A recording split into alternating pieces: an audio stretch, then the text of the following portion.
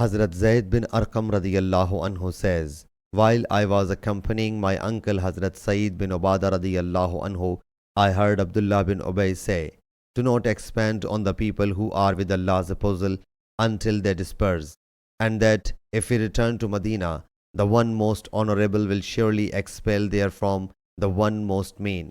I mentioned it to my uncle and he narrated it to Allah's apostle sallallahu alaihi wasallam. The hypocrites took an oath, so Allah's apostle sallallahu alaihi wasallam declared them true, whereupon I became so much gloomy that I had never ever become before, and thus I resigned to my house. My uncle said, what benefit did you achieve from it?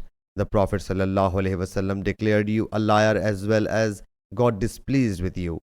Thereupon Allah Jalla Jalaluhu revealed the chapter, The Hypocrites, and Allah's Apostle sallallahu alaihi wasallam summoned me, and then he sallallahu alaihi wasallam reciting these words said, undoubtedly Allah Jalla Jalaluhu has confirmed your statement. Sahih Bukhari, Hadith number 4904.